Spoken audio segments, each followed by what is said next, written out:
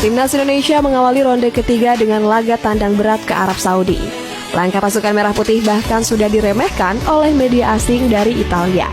Peluang skuad Garuda mengalahkan pasukan elang hijau dianggap terlalu mustahil. Pasalnya pertahanan Timnas Indonesia masih belum bisa diperkuat Martin Paes. Bukan hanya itu, Sintayong juga harus menghadapi strategi rahasia dari Roberto Mancini. Bagaimanakah Timnas Indonesia menghadapi kekuatan besar Arab Saudi?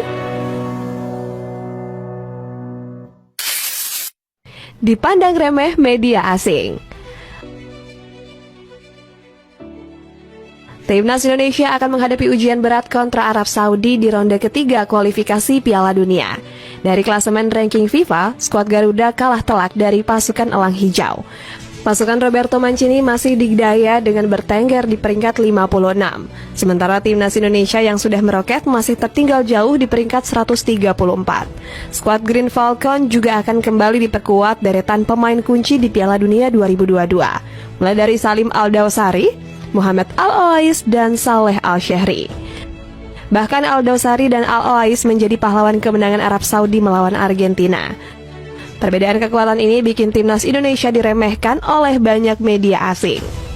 Salah satunya ESPN yang sama sekali nggak mempertimbangkan skuad Garuda sebagai penantang grup C. Media asal Inggris ini lebih berfokus kepada persaingan Jepang, Australia, dan Arab Saudi. Jepang, Australia, dan Arab Saudi akan kembali bentrok untuk merebutkan tiket lolos di zona Asia, tulis ESPN. Pendapat yang sama juga dilontarkan oleh media ternama asal Italia, Gazzetta dello Sport. Media ini bahkan menyebut skuad merah putih cuma menjadi pelengkap grup C. Arab Saudi asuhan Roberto Mancini akan menghadapi kesulitan usai satu grup dengan Australia dan Jepang. Indonesia, Tiongkok, dan Bahrain pelengkap grup C, dikutip dari Gazzetta dello Sport.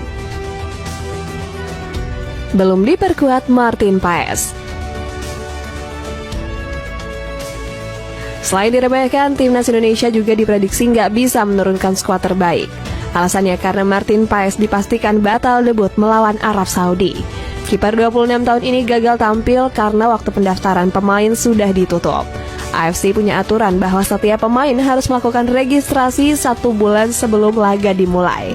Berita ini disampaikan langsung oleh Arya Sinulinga selaku anggota Exco PSSI. AFC telah menetapkan aturan bahwa pendaftaran pemain untuk pertandingan pertama harus dilakukan sebelum tanggal 5 Agustus. Sementara itu, proses pengesahan Martin Paes di FIFA baru selesai pada tanggal 18 Agustus, sehingga ia belum bisa tampil melawan Arab Saudi. Namun, kiper kelahiran Belanda ini akan melakoni debutnya saat melawan Australia. Nama Paes telah didaftarkan kepada pihak AFC untuk pertandingan tanggal 10 September nanti. Kehilangan Paes bakal membuat Arab Saudi semakin jumawa saat melawan Timnas Indonesia. Pasalnya debut pemain 26 tahun ini sudah sangat dinantikan oleh fans Timnas Indonesia. Ketenangan serta refleks cepat sang kiper disebut lebih meyakinkan daripada Hernando Ari. Di musim lalu, Paes menunjukkan kualitasnya dengan melakukan 101 kali penyelamatan. Bukan hanya itu, sang kiper juga berhasil membukukan 5 kali clean sheet. Meski batal tampil, nama Paes berpotensi tetap akan dibawa skuad Garuda ke Arab Saudi. Keputusan ini diharapkan mampu membuat adaptasi sang pemain berlangsung lebih cepat. Ujian suhu tinggi Arab Saudi. Bukan hanya gagal turun dengan kekuatan penuh, Timnas Indonesia juga punya tantangan lainnya. Skuad Garuda berpotensi harus berlaga di bawah cuaca panas yang ekstrim di Arab Saudi. Diketahui suhu pada negara Arab telah memasuki musim panas sejak bulan Juni. Bahkan suhu pada sebagian negara di wilayah Timur Tengah melonjak drastis hingga 51 derajat Celcius. Cuaca panas ini diprediksi akan menyulitkan Timnas Indonesia saat bertandang ke Arab Saudi. Pasalnya pemain skuad Garuda nggak berpengalaman tampil di tengah suhu yang ekstrim. Pasukan Merah Putih lebih terbiasa bermain di bawah suhu 26 hingga 36 derajat Celcius. Bahkan kondisi ini juga sangat merugikan bagi para pemain keturunan. Bintang-bintang Timnas Indonesia dari Eropa bakal kesulitan bermain di bawah suhu panas yang tinggi. Skuad Garuda sendiri sudah pernah merasakan hal ini saat melawan Irak pada ronde kedua. Saat itu pertandingan kontra skuad Singa Mesopotamia digelar pada sore hari. Sengatan matahari yang cukup terik bikin Tom Hai dan Sain Patinama kewalahan. Setelah masalah cuaca, Timnas Indonesia juga harus bersiap bertandang ke Stadion King Abdullah. Markas ini disebut punya rekor buruk untuk negara-negara Asia lainnya. Buktinya pasukan Elang Hijau belum pernah tumbang di Stadion King Abdullah sejak 2014. Skuad asuhan Roberto Mancini sudah mencatat 10 kemenangan dan 2 kali imbang. Mewaspadai sentuhan taktik Roberto Mancini. Sintayong juga bakal menghadapi ujian berat melawan taktik Roberto Mancini. Pelatih asal Italia ini memastikan akan membawa deretan pemain terbaiknya menjamu skuad Garuda. Mancini bahkan sudah gencar belusukan memantau pemain di Liga Arab Saudi. Mancini dan asistennya dipastikan menyaksikan pertandingan dari Liga Arab Saudi yang akan dimulai Kamis depan, guna menentukan nama yang akan dipilih ke timnas, tulis media Okas dari Arab Saudi. Beberapa pemain bintang pasukan Elang Hijau berpotensi diturunkan melawan skuad Garuda. Firas Al-Buraikan akan memimpin lini serang Arab Saudi setelah tampil gacor bersama Al-Ahli.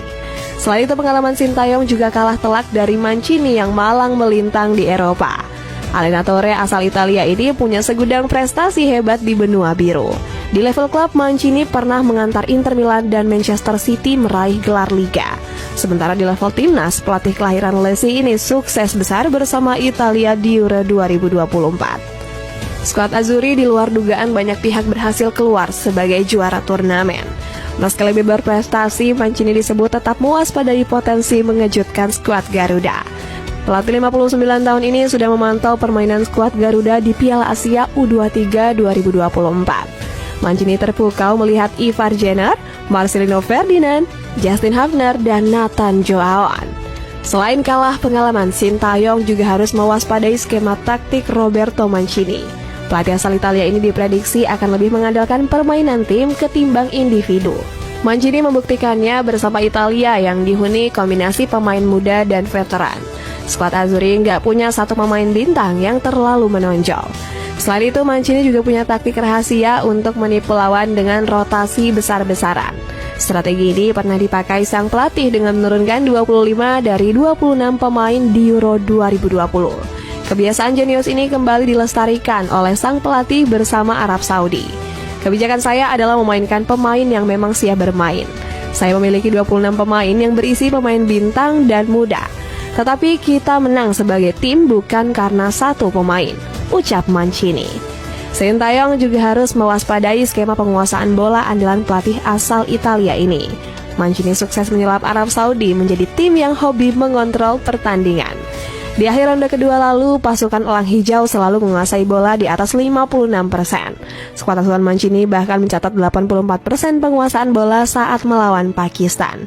Dengan strategi mengontrol pertandingan, pertahanan Arab Saudi cuma jebol 3 kali di ronde kedua. Dengan banyaknya ujian melawan Arab Saudi, akankah Sintayong bisa membawa timnas Indonesia mencuri poin?